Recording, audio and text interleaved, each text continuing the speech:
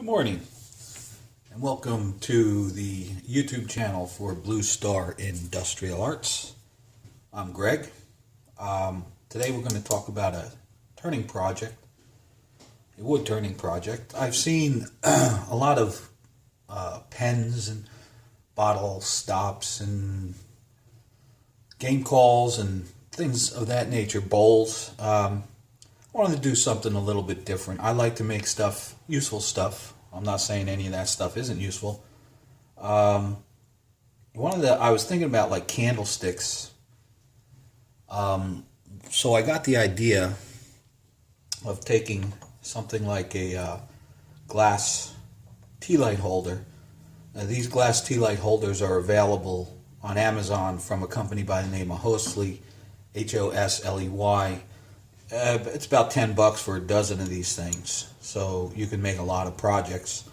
And they're glass, and the Tealight fits inside of there, and that would provide a layer of insulation so you don't set your nice fancy wood holder on fire, right? Rather than just put a Tealight directly into a board piece of wood. The wood I'll be using was acquired from Rockler Wood Workers Supply. They call it Yucatan Rosewood,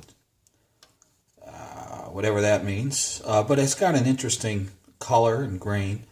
One of the unique things about here, I think it's going to be challenging. I am a novice wood turner. Most of my lathe work is on a metal lathe. You can see the grain is running this way, and we will be turning this thusly. So we'll be cutting, I guess, with and then against the grain. So that should be challenging. We'll see. I have to see how that works out. It's also got some sort of waxy coating on it. I don't think that's going to really amount to anything. And I'm going to shape this out, and then I'm going to bore a hole for the Tealight. And how I'm going to do that is right here on the lathe. I'll just use a Forstner bit in a chuck that's mounted in my tailstock, and then finish bore it out with my carbide tools. I typically turn with, I use some high-speed steel, but a lot of my turning work I do with the carbide. It's like an easy wood tool. These were bought from Simple Wood Tool, and this is an indexable carbide insert. I have round one, I have detailed one, a square one. They work pretty good. So one of the things that I like to do before every project is I just don't like to put a block of wood on a lathe and start cutting and then decide what I'm going to make. So typically what I do is I sketch out an idea, and I keep it full size on a piece of paper and keep it in front of me, and this gives me visual input to what I want to do, what I want to achieve. So that's how we're going to do it. And this video will be a series of stages. I mean, you don't need to see me rough out a block. I mean, you've seen that, a gazillion times on YouTube. So what I'll do is when I get to various stages of the project, I will bring up the video again and show you what's going on. So until that time, well, we'll see you in a few minutes.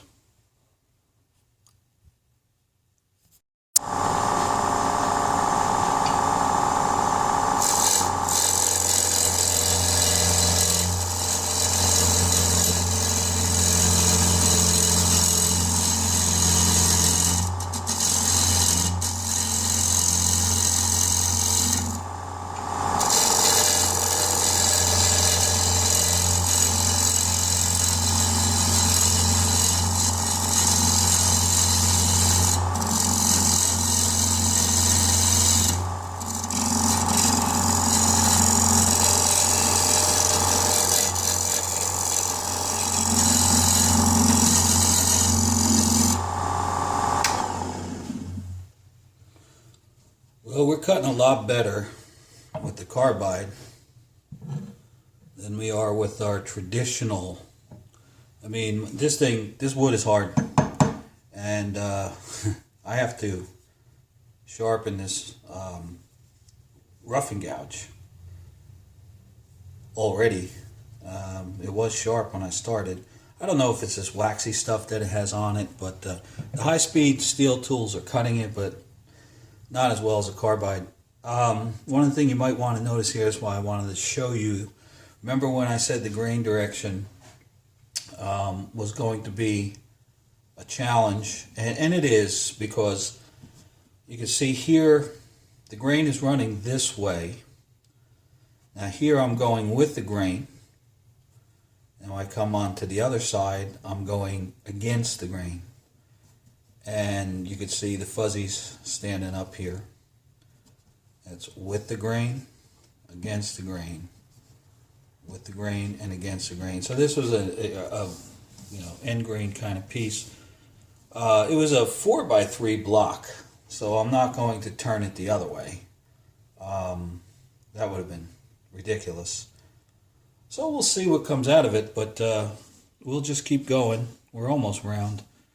And the best thing I found is get it to the point where you can get your speed up. And once you get your speed up, switch to your carbide and go at it. And she'll be round fairly soon. And then we'll get to shaping. So that's that.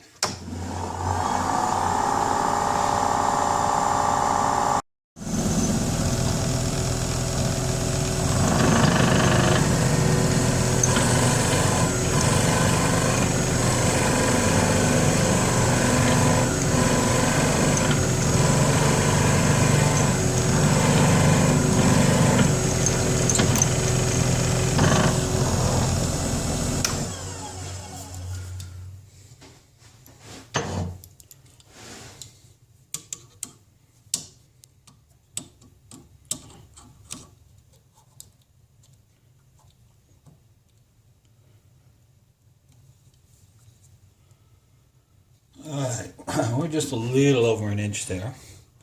This stuff is kind of gummy too. Hardwood, definitely carbide is the way to go with this guy. I cut a tenon in here just to hold it in a chuck temporarily. Let me get this face cleaned off, and then we're going to bore to size to get our Tealight in there. So, what I want to do is get this I'll be needing this now, and I'll probably take the tailstock right off of here because I got to get in from the front. Do you know? So let's run that up.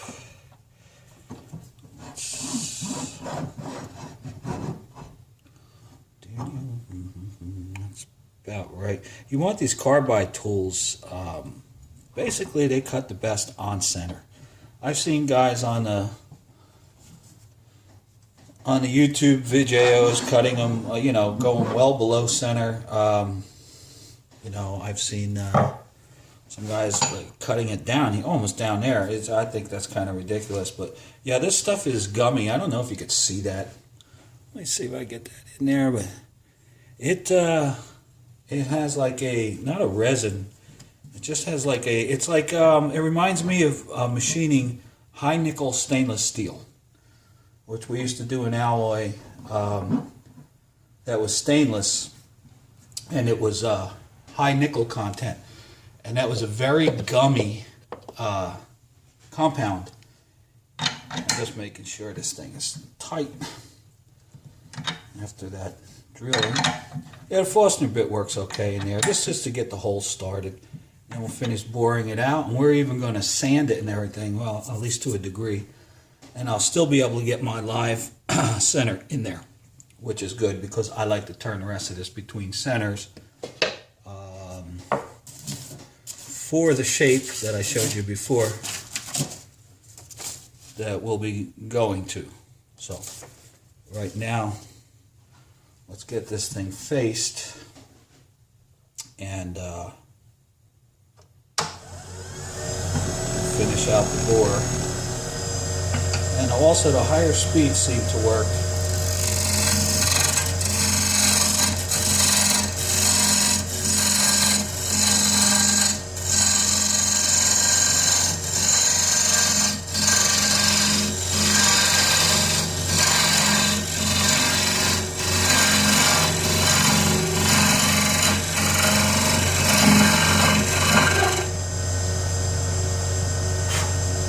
Not really looking for an ultra smooth, because most of that's going to be turned away anyway. I just want to get that waxy stuff off. Waxy Gordon's in my tookish.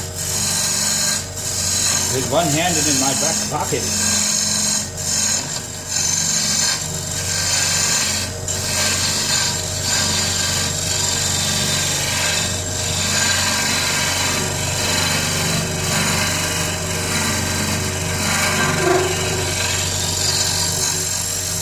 Good enough.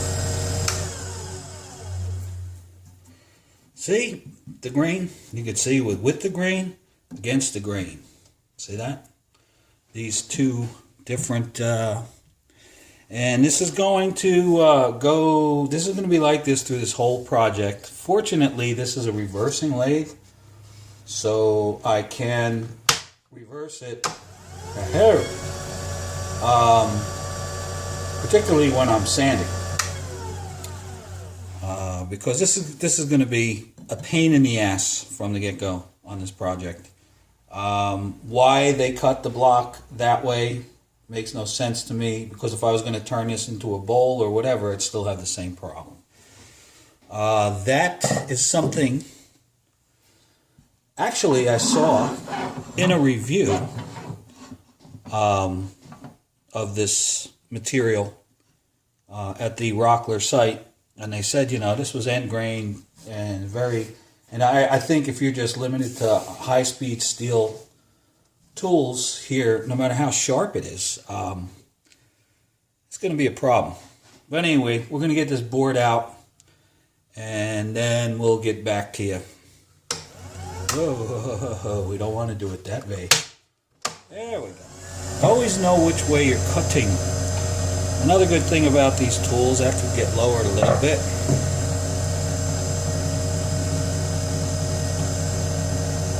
is they work good for this. You know, you don't have to go killer on them.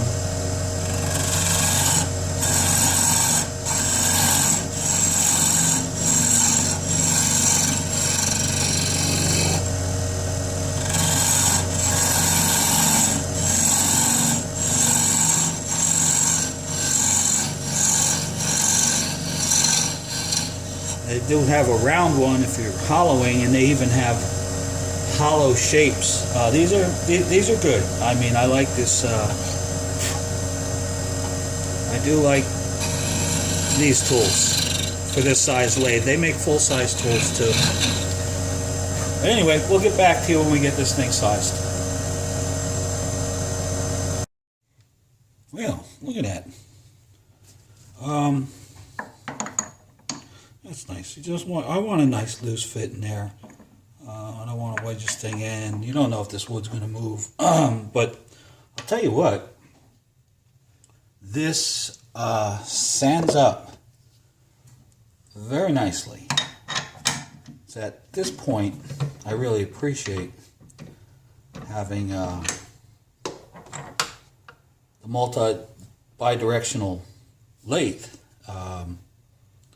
Now this was sanded up to 600 and then micromeshed to about 6,000, and look at that. You know, I was thinking about finishing. I was saying, well, maybe I'll use CA on here, but I don't think so.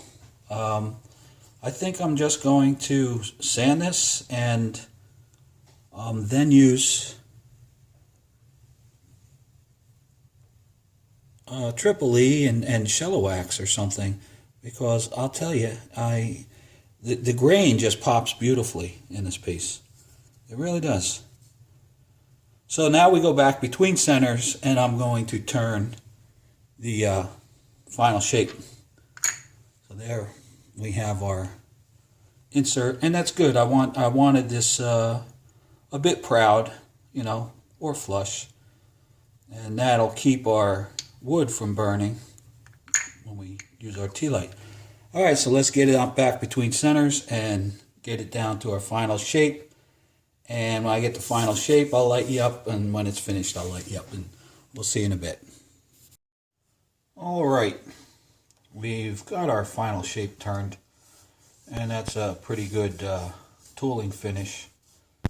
And what we're going to do now is I'm going to sand this, starting with 80 grit. And once I get to 320, I'll switch to wet sanding all the way through 12,000 micromesh. And I'm still undecided whether I'm going to do a CA finish or not. This wood is pretty, and as you can see, there's different colors in the grain. I might want to get these things to really pop out. So anyway, we'll see. I'll make the decision as I'm going along. But so the next shot you'll see will be the finished project, and that's it. And there you go, folks. The completed